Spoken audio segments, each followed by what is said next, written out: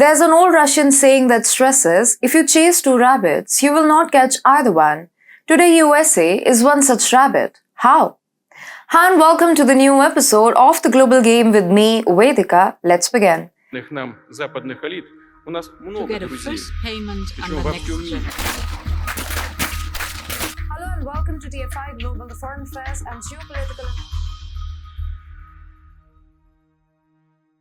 USA today is currently attempting to catch two rabbits under the Biden administration, making Ukraine win the first priority, and the second is to break Russia apart.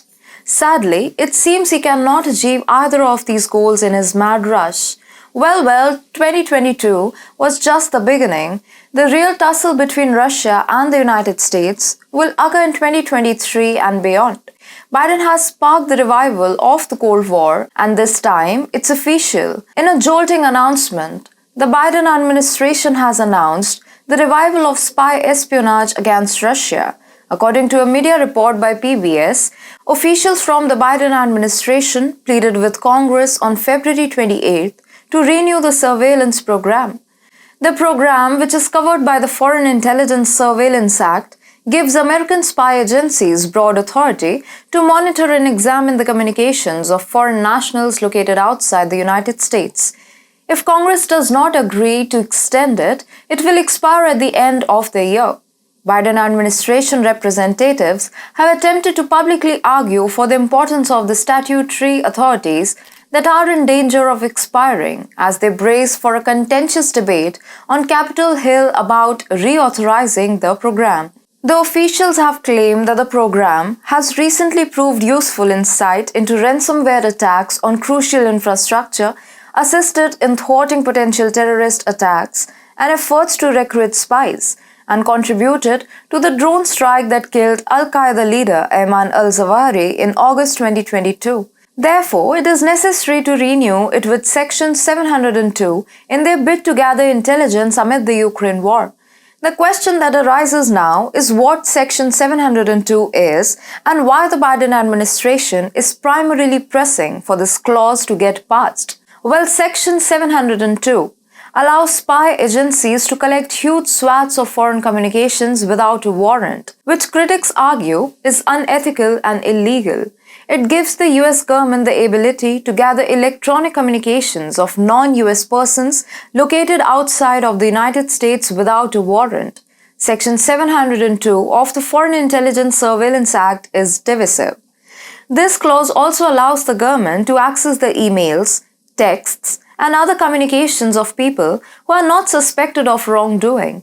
Critics argue that Section 702 is overly broad and lacks sufficient oversight and transparency, allowing for abuse and potentially unconstitutional surveillance. Section 702 was first added to FISA in 2008 and was renewed for 6 years in 2018. The Biden administration is now attempting to renew it again as part of their bid to gather intelligence amid the Ukraine war. In response to this development, even Russia has given a clarion call to FSB agencies to brace up for a new round of CIA versus FSB.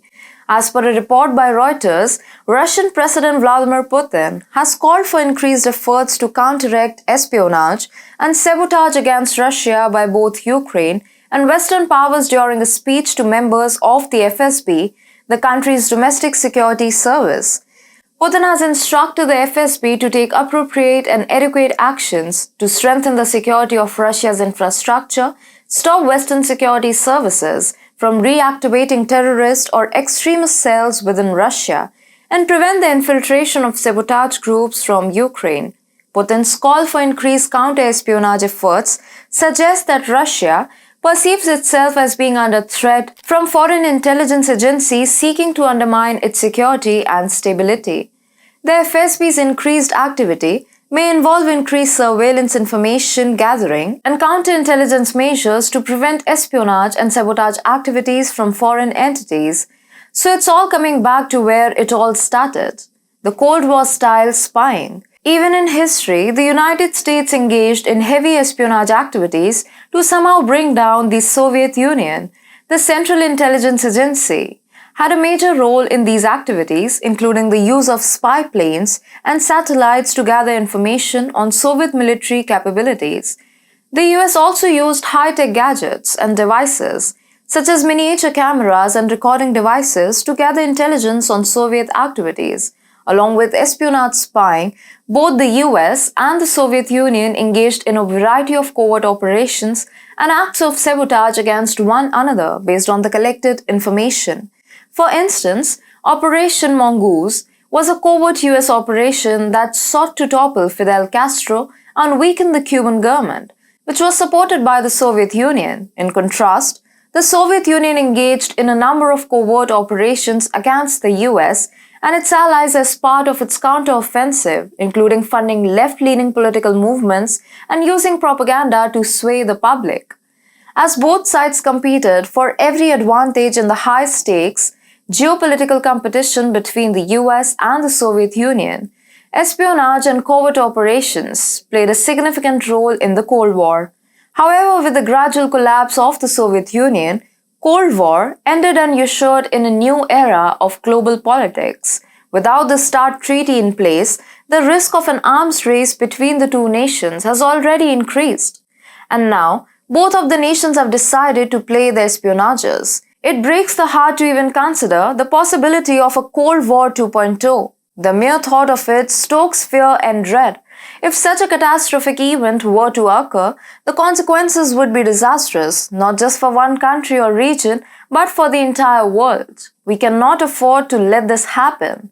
It's deeply concerning to see the man in Washington, D.C., who holds so much power, refusing to take steps to reduce tensions.